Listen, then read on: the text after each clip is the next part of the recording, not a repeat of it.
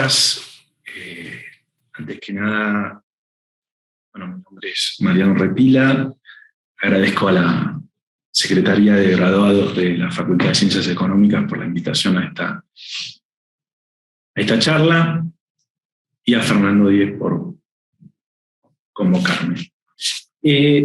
Yo, bueno, voy a comentar un poco respecto de lo que es la actividad fiscalizatoria de la AFIP, la atención de una inspección impositiva. Así que voy acá a compartir una breve presentación y vamos a arrancar con un pequeño marco teórico, porque considero que es necesario entender de qué estamos hablando cuando hablamos de inspección impositiva, a efectos de saber dónde estamos parados nosotros como profesionales. Bien. ¿Qué es verdaderamente una inspección impositiva? Porque, bueno, hablamos muchas veces de que nos cayó una inspección, que nuestro cliente está bajo inspección, pero necesitamos entender dónde estamos parados en el plano del ordenamiento jurídico tributario, cuando hablamos de una fiscalización, verificación, inspección. A ver, todos sabemos que las normas tributarias son de cumplimiento obligatorio, siempre y cuando hayan respetado el principio de legalidad, el principio de reserva de ley. Ahora, no solamente debemos conocer el contenido de estas normas para poder cumplirlas, sino que también, bueno, debemos conocer que existe una vigilancia de su cumplimiento, a los efectos de que el cumplimiento sea efectivo, ya que si solamente conocemos el contenido, pero sabemos que no hay vigilancia de su aplicación, que no hay sanción por incumplimiento, bueno, evidentemente los contribuyentes, porque implica un natural, implica, digamos, la naturaleza humana, que uno va a tender a no cumplir una norma que implica una amputación del patrimonio o de la renta, o un sacrificio del consumo de la inversión. Más allá del plano altruista y de la necesidad de contribuir al bienestar general, sabemos que, como se ha dicho muchas veces, a nadie le gusta pagar impuestos. Entonces, para que sea efectiva la aplicación de la norma tributaria, evidentemente tiene que existir una sanción por incumplimiento. Entonces, decimos que la actividad fiscalizadora del fisco es imprescindible para que la norma tributaria tenga una aplicación concreta y efectiva, más que nada por la naturaleza humana. Y esa sensación de vigilancia, de que existe una sanción por el incumplimiento, va a estar dada por lo que denominamos el riesgo subjetivo que perciban los contribuyentes de ser detectado en ese incumplimiento. ¿Para qué? Bueno, para que los incite al cumplimiento voluntario.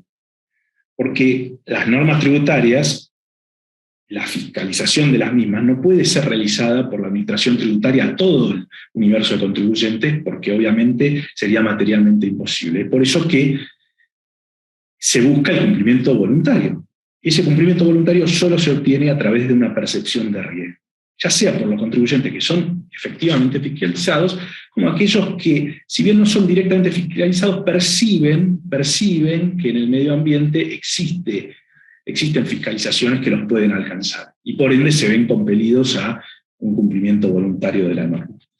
¿Y por qué esto es muy importante en nuestro sistema? Bueno, porque nuestro sistema, en el marco de la Ley de Procedimiento Tributario 11683, es el de autoliquidación, el de autodeclaración.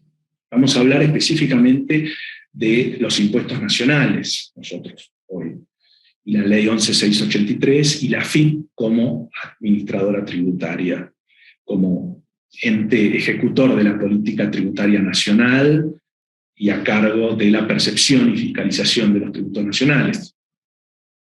Esta facultad está otorgada en la Ley 11683 y ha sido reconocida también en el Decreto 618 del 97, cuando se creó el organismo tal como lo conocemos hoy, la AFIP.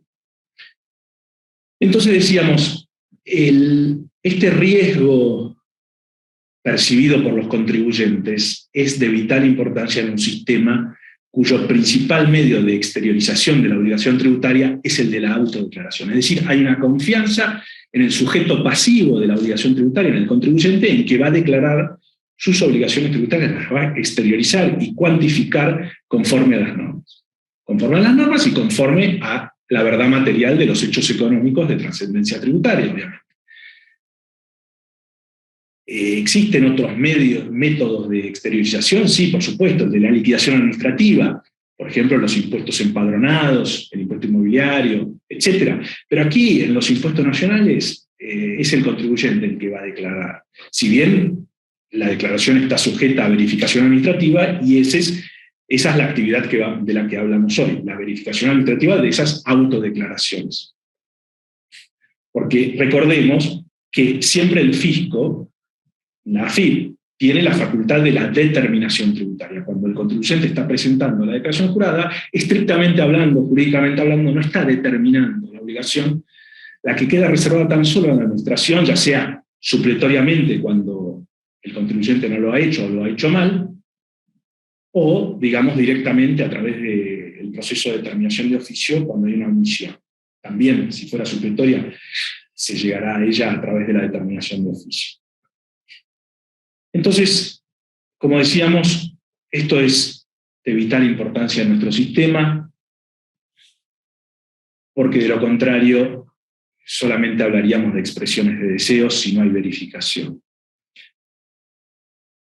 Las facultades de verificación del fisco son amplias, eso es lo primero que podemos mencionar, son muy amplias, y las mismas son discrecionales, aunque por ahí no nos guste esa palabra, son discrecionales, es decir, la ley le marca ciertas pautas a las que se debe enmarcar esa actividad, pero dentro de esas pautas el fisco tiene amplias facultades discrecionales, pero no arbitrarias. Es decir, dentro de ese marco el fisco puede, digamos, organizar su actividad fiscalizadora. ¿Y por qué? Y bueno, porque la actividad, el procedimiento de fiscalización no es un procedimiento reglado, es decir, evidentemente hay una multiplicidad de situaciones que el fisco se puede encontrar, por ende tiene cierta discrecionalidad para llevarlo adelante.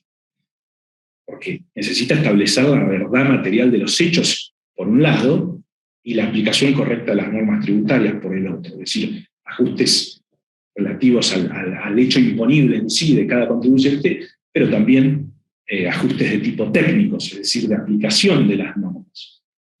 Ahora, esta discrecionalidad no quiere decir que el fisco no deba manejarse con objetividad, es decir, esto es básico. Debe buscar verdaderamente la verdad material de los hechos y la aplicación de las normas correctas, así sea que no haya ajuste determinado por el fisco, es decir, que el contribuyente haya realizado su declaración correctamente. Pero bueno, digamos que esta discrecionalidad se encuentra justificada también porque es evidente que si hay ánimo de evasión por parte del contribuyente, bueno, no podría estar sujeto solamente a que el fisco le fiscalice lo que ha declarado, porque si no, no tendría ningún sentido, y es evidente que pueden haber hechos ocultos, bienes ocultos, digamos, aplicación incorrecta de las normas que no surgen, digamos, evidentes en la mera declaración jurada. Y es por eso que se justifica esta amplitud en las facultades, siempre con límites, que los límites vienen dados por las garantías constitucionales. Por un lado, el derecho a la intimidad de los contribuyentes, o sea, el fisco no puede avasallar ese derecho. Un ejemplo de esto típico es la apertura del monto consumido en las declaraciones juradas de ganancias. Es decir, el fisco no nos puede pedir que detallemos en qué hemos gastado nuestros gastos de consumo particular, gastos de vida, porque eso hace al ámbito de nuestra intimidad y está reconocido por la Constitución. Por ende, solamente puede, sí, impugnarnos el monto consumido, pero de manera global. A su vez, tenemos la garantía constitucional de no autoincriminación, es decir, nadie puede ser obligado a declarar contra sí mismo.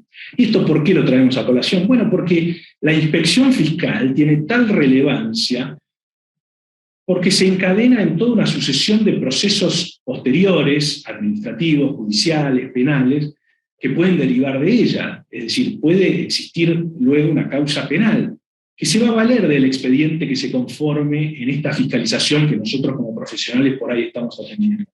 Entonces, no siempre se sabe de entrada, pero si ya los funcionarios actuantes saben que existe una denuncia penal o que está en marcha una causa penal, estos nos deben advertir de que todo lo declarado puede ser usado en nuestra contra y por ende podemos abstenernos de declarar cuestiones que resultarán autoincriminatorias. También consideramos importante mencionar, y más en nuestra tarea profesional, que el ejercicio de esta actividad verificatoria no puede ser desmesurado. No puede ser desmesurado porque lo único que va a conseguir es un efecto contrario a ese cumplimiento voluntario del que hablábamos al principio. Es decir, el fisco a veces se extralimita en requerimientos de información duplicada que ya tiene por otros regímenes generales y los pide nuevamente de manera puntual, y esto lo vemos en el quehacer diario de nuestra profesión, y eso solamente puede terminar en un efecto negativo de hartazgo y de digamos, debilitamiento en el cumplimiento general de los contribuyentes. Pero bueno, pasamos ahora a el inicio de la inspección en sí, es decir, ya hablamos un poquito del marco teórico de esta inspección, la ley 11.683 y algunas garantías constitucionales. Ahora arrancamos a hablar de lo que es la inspección en sí. La inspección en sí, sobre la cual seguramente a través de nuestros clientes, a través de nuestra experiencia profesional, hemos escuchado hablar de inspecciones, verificaciones. Acá queremos puntualizar un poco que hay diferentes grados de la actividad fiscalizadora del fisco, no todas las podemos llamar inspecciones. Normalmente y generalmente la denominación que el fisco hace en sus áreas de organización administrativa son las de fiscalizaciones externas, internas o preventivas. Las externas son las clásicas inspecciones donde el inspector visita el domicilio del contribuyente, hay un vínculo, digamos, que se mantiene en el tiempo durante el plazo de la inspección. La interna es más una inspección de oficina o de escritorio, donde el inspector está recabando datos, pero no se acerca al domicilio del contribuyente, amén de las cuestiones relativas a la pandemia, que luego hablaremos. Y las preventivas que son actividades fiscalizatorias del fisco, donde, bueno, básicamente se nos induce o se nos invita a una rectificación o se nos exhiben datos que están en poder del fisco a los efectos de, digamos, de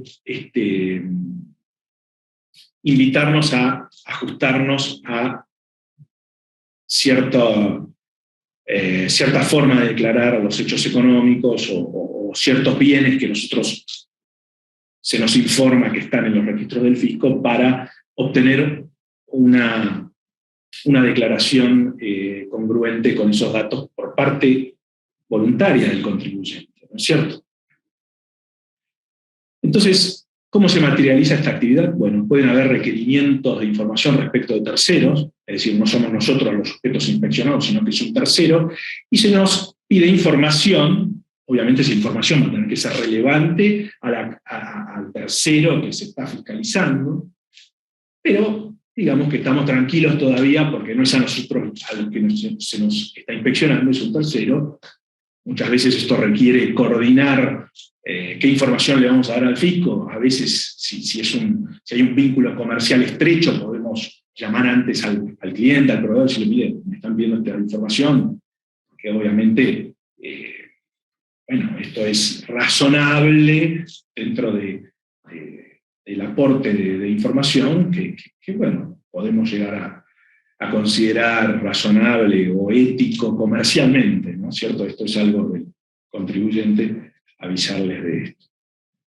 También estamos obligados a colaborar, aunque sea para un tercero. Existe una vieja circular del año 70 de la DGI donde se establece que, bueno, que se invita a las reparticiones a tratar de recabar la información de manera directa, es decir, sin acudir a terceros, y solo acudir a los terceros si no queda otra.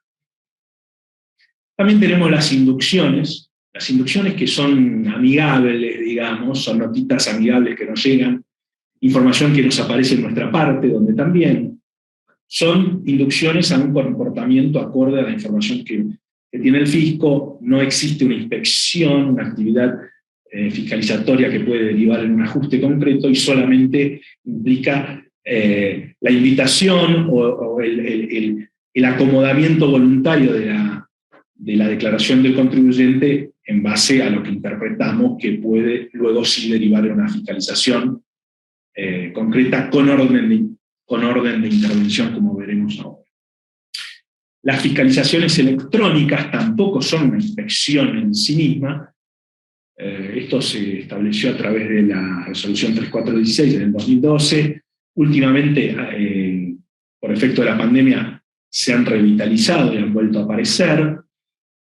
Insistimos, no dejan de ser inducciones porque no terminan en un ajuste, no hay un funcionario fiscal analizando la información, sino que responden a modelos. Son formas de control que nos invitan a un cumplimiento de un modo u otro de las obligaciones tributarias, pero no son una inspección.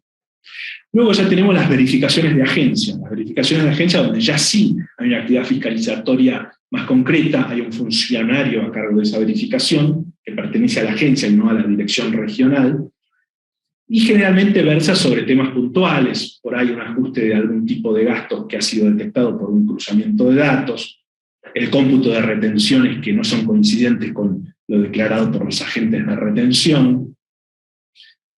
Pero, insistimos, esta verificación de agencia, si bien se inicia con un requerimiento, podemos llegar a ser requeridos de aportar documentación, etc., no llega a ser una inspección en los términos de la de la ley 11683.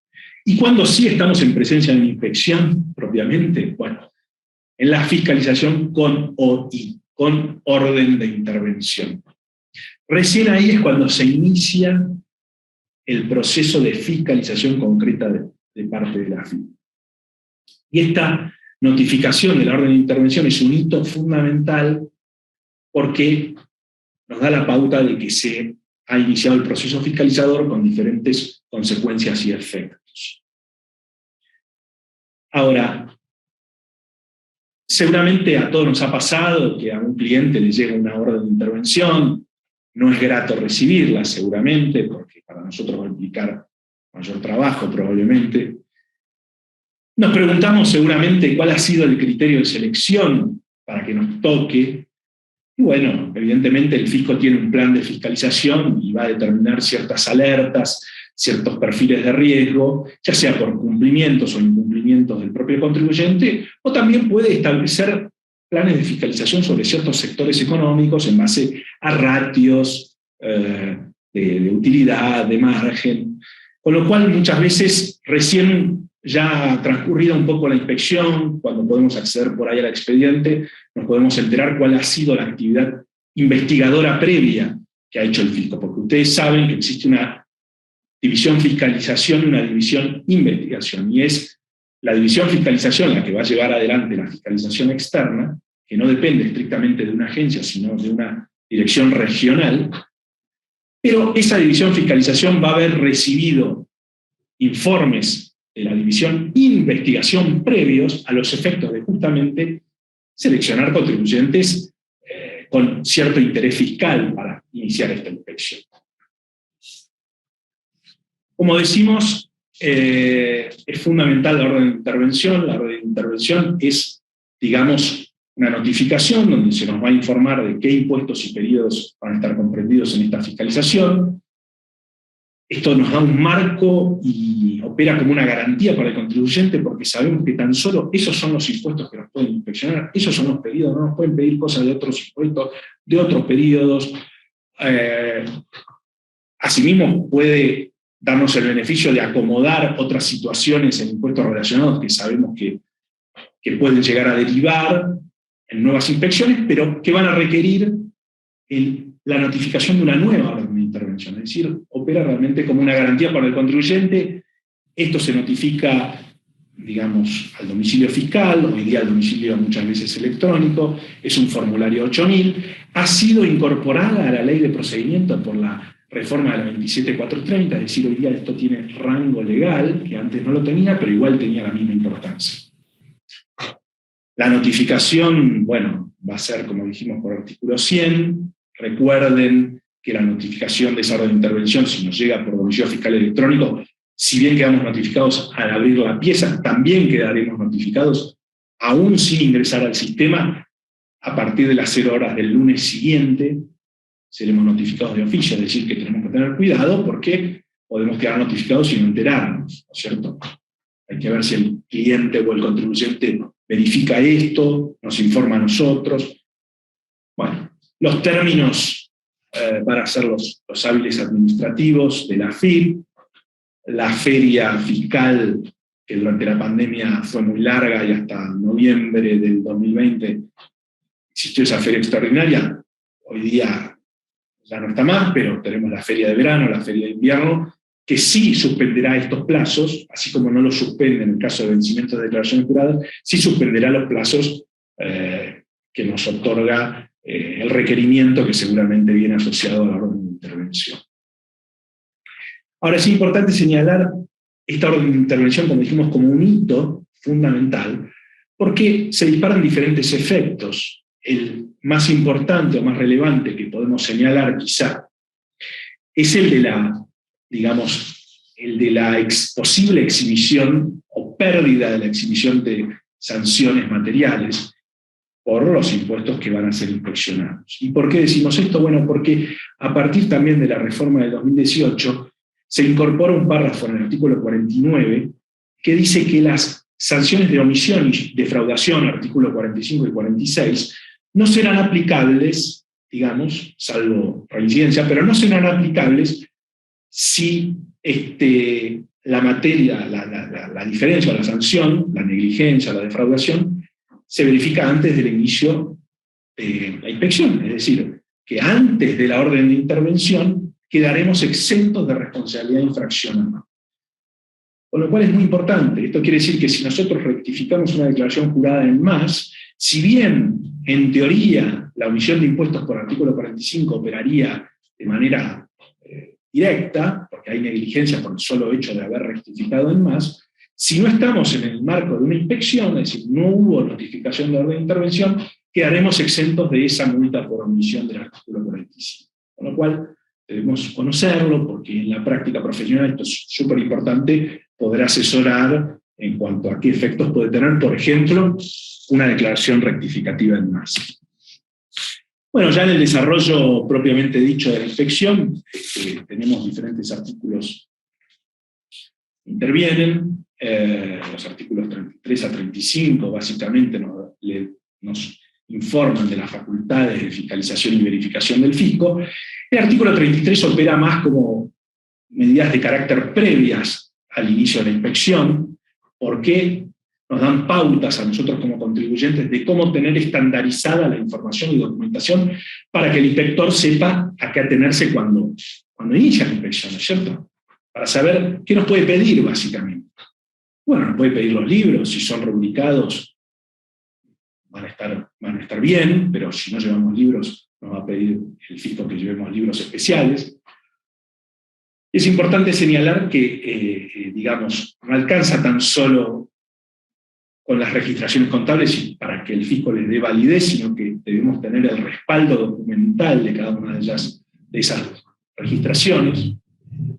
Nos puede imponer obligaciones de emisión de comprobantes, todos sabemos, hoy día con la generalización de la factura electrónica, bueno, prácticamente todo el mundo está emitiendo factura electrónica. Nos puede imponer obligaciones de plazos de conservación de documentación, libros. Esto es una pregunta clásica de los clientes, ¿cuándo puedo tirar las facturas viejas? Bueno, la ley nos habla de 10 años, el decreto reglamentario nos habla de 5 años posteriores a operada la prescripción, con lo cual terminan siendo prácticamente 12 años. Bueno, nos imponen obligaciones de constatación de validez de comprobantes. Antiguamente esto era solo para determinados sujetos, hoy día es para todo el mundo prácticamente, porque es para aquellos que reciben facturas electrónicas, y somos todos.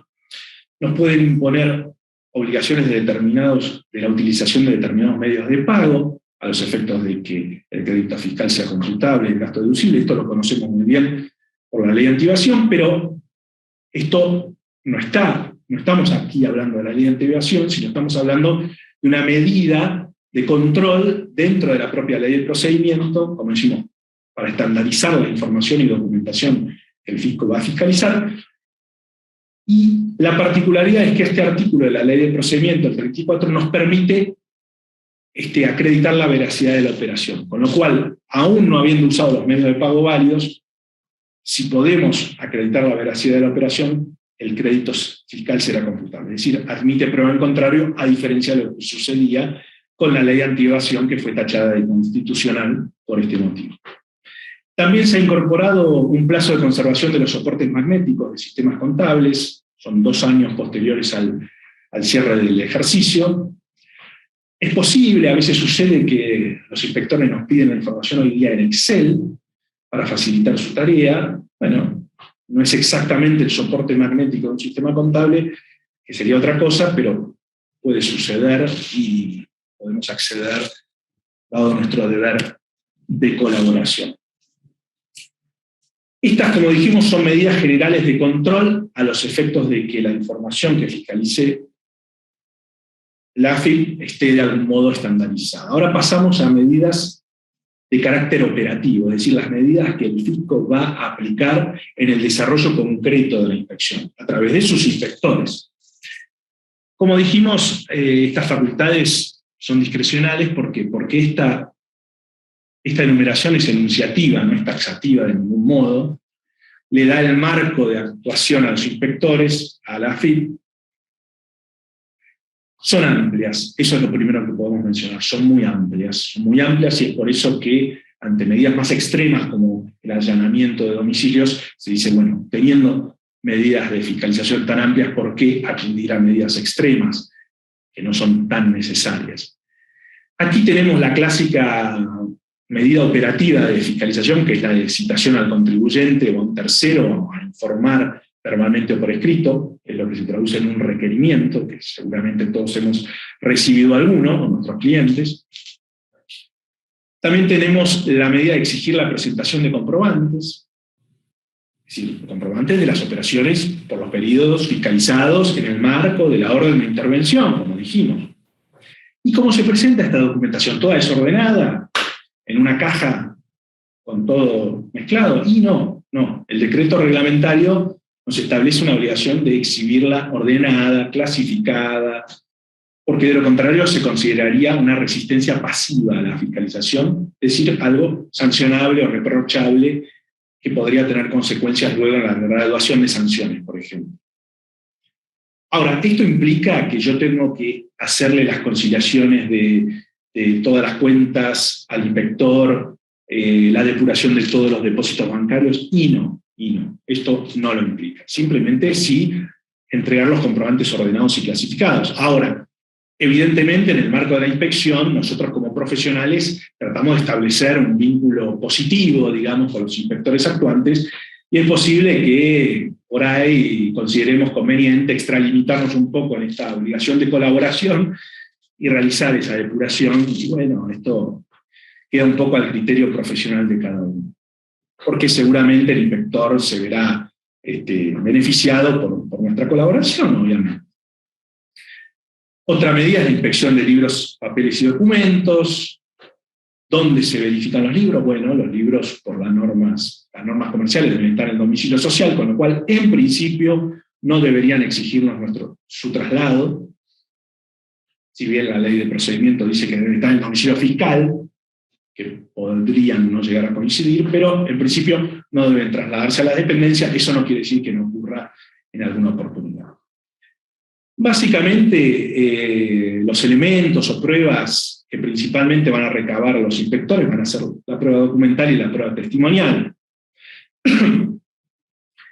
Ante cada una de estas pruebas, los inspectores van a tener que confeccionar actas del contenido, de la documentación entregada. Estas actas se vuelcan en formularios 8400.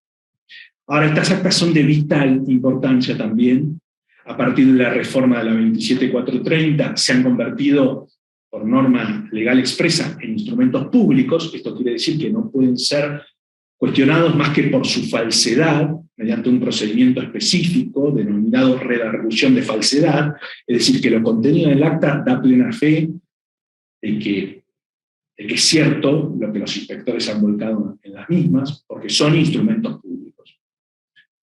Ahora, eso no quiere decir que lo que el inspector percibió mediante sus sentidos de la vista o el oído, obviamente eso va a ser verdadero, pero no quiere decir que aquello que le dijeron no pueda ser, digamos, cuestionado por nosotros mediante otras pruebas. El ejemplo clásico de esto, que hay jurisprudencia al respecto, es el presidente de la compañía, que es interrogado por un inspector y le preguntan, bueno, ¿cuál es el margen de utilidad de la empresa? Y tira una cifra, un porcentaje, que luego, constatado contra los balances de la empresa, no tiene nada que ver, porque bueno, el presidente no tenía la información, no era la persona indicada para hacer la pregunta, con lo cual, si bien el acta va a dar cuenta de los dichos exactos de ese presidente de la compañía, y evidentemente ese acta no puede ser tachada de falsa, puede ser probado que ese dato estaba incorrecto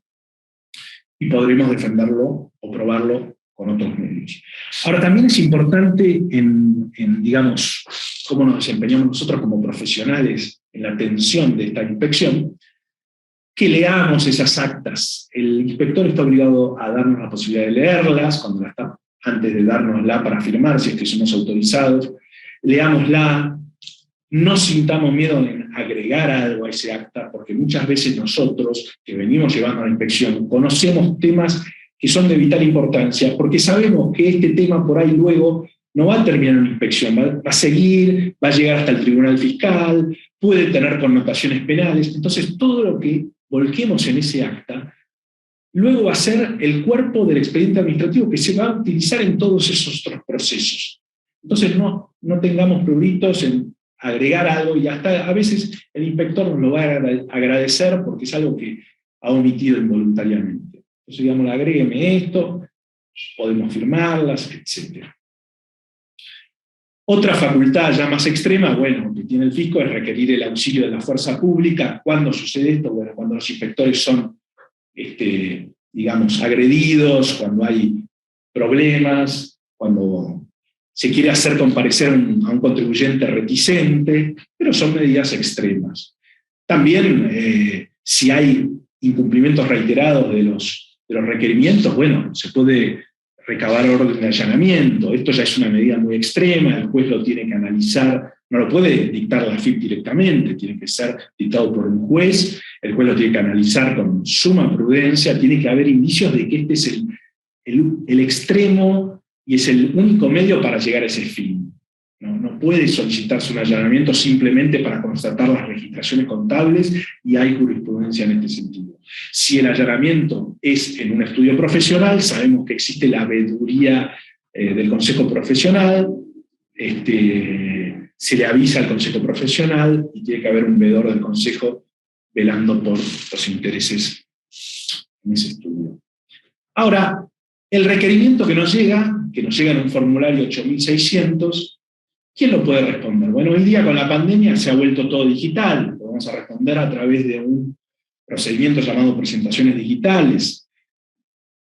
Es decir, es probable que el requerimiento no nos cite a una fecha determinada y a un lugar determinado, sino que simplemente nos diga que en tal fecha debemos subir la información y documentación al sistema de presentaciones digitales. Pero igualmente, el que ejecuta la respuesta, el que actúa ante los inspectores, debe estar autorizado. ¿Y cómo puede estar autorizado? Nosotros como profesionales, bueno, a través de un poder administrativo con facultades suficientes, o el famoso formulario 3283 de AFIP, que, ojo, debe ser presentado en la agencia previo a presentarnos ante la inspección, si fuera presencial, por ejemplo. Entonces necesitamos un día antes ir a la agencia y presentarlo, porque de lo contrario, si se lo presentamos directo al inspector sin el sello de la agencia, no será válido.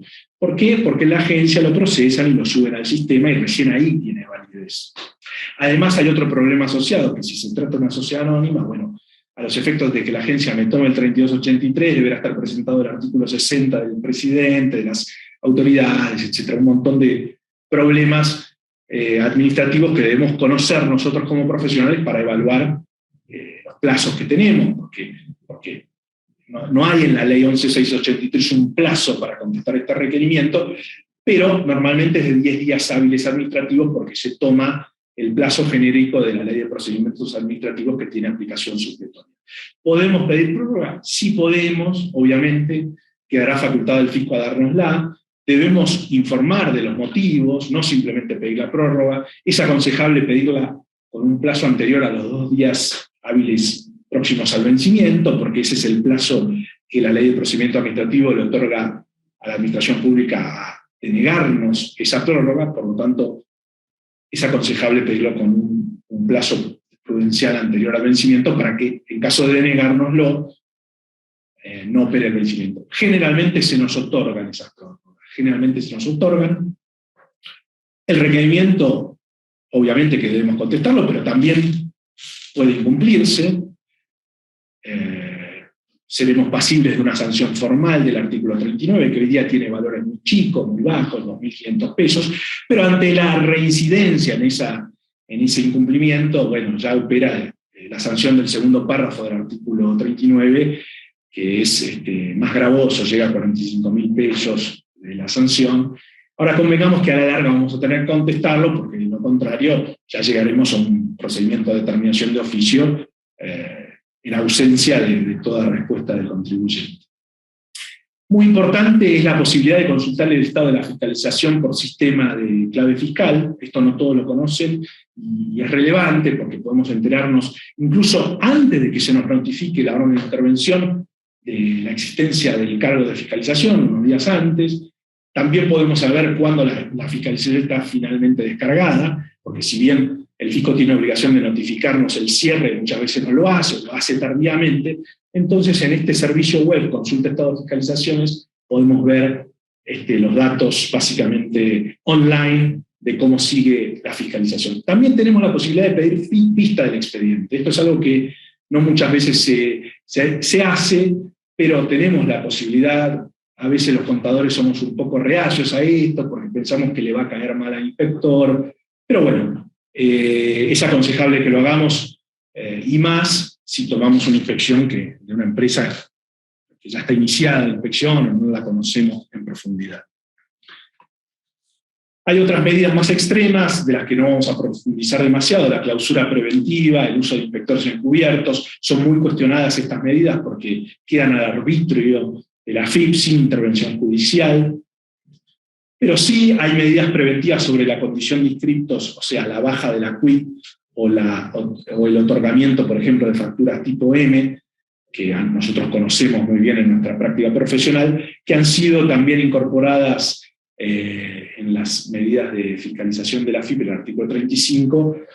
Y bueno, estas medidas podría adoptarlas la AFIP para evitar, digamos, evasiones inminentes o situaciones ya flagrantes que impliquen la necesidad de tomar estas medidas. Lo positivo de todo esto es que la ley 27430 incorpora una vía recursiva, por ejemplo, para la baja de la quit, porque el problema con todo esto era que no había un acto administrativo recurrible. Ahora tenemos la vía y esperemos que la AFIP la otorgue con efectos suspensivos, es decir, que nos rehabilite el quit mientras recurrimos. Luego, finalmente, en un artículo 107 de la ley, tenemos los deberes de información y colaboración de organismos y bancos. Esta información puede ser puntual o masiva, a veces es muy cuestionable que la AFIP recurra a esto, a organismos como colegios profesionales, cámaras empresarias, que tienen datos masivos de contribuyentes de un determinado rubro o actividad, y les pide los padrones para, digamos, planear fiscalizaciones, pero bueno, como dijimos, son muy amplias las facultades del fisco. Y finalmente llegamos al cierre de la inspección. Como dijimos, a través de este sistema de consulta de estado de fiscalizaciones podemos ir viendo el avance y hasta podemos ver cuando la misma realmente ha sido descargada, finalmente, si bien nos deben notificar. Dentro de estas actas de las que hablamos anteriormente, habrá una de ellas que denominaremos prevista o vista previa, a diferencia de la vista, de la determinación de oficio, que todavía no hemos llegado y no llegaremos siempre y cuando nos quedemos en la instancia de la fiscalización. La vista previa nos impondrá de los cargos de la inspección, que seguramente ya estaremos un poco, ya los habremos charlado, entre comillas, con el inspector muchas veces, otras veces no, otras veces nos sorprenden, pero generalmente se llega al cargo del ajuste de inspección, previamente hablado con el inspector.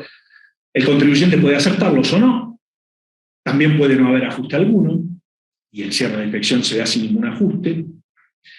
Si los acepta, vamos a rectificar las declaraciones juradas, y con eso seguramente la inspección se descargará. Si no los acepta, evidentemente sabremos que el fisco continuará y sí abrirá finalmente el proceso de determinación de oficio. ¿Cuál es el problema de aceptar los ajustes de la inspección? Y bueno, que no generan estabilidad en ese ajuste, porque no existió verdadera determinación. Es decir, el fisco nos informó de un ajuste, nosotros lo aceptamos, pero nada quita que el fisco vuelva nuevamente sobre esos mismos periodos, esos mismos impuestos, y aquello que a veces escuchamos de nuestros clientes, bueno, ya está, ya pasamos la inspección, estamos salvados, digamos, por decirlo, sobre esos periodos. No es así. Si bien no es lo habitual, la realidad es que no hay estabilidad en el ajuste fiscal. Los plazos, como dijimos, pueden extenderse largamente. En jurisdicciones del interior hemos visto casos de años.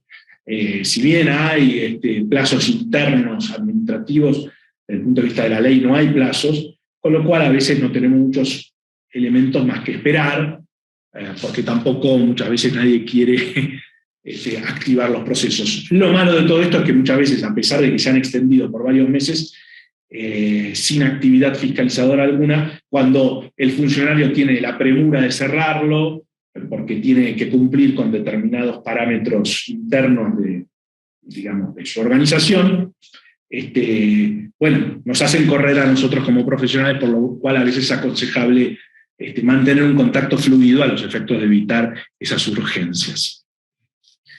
Y bien, esto ha sido todo.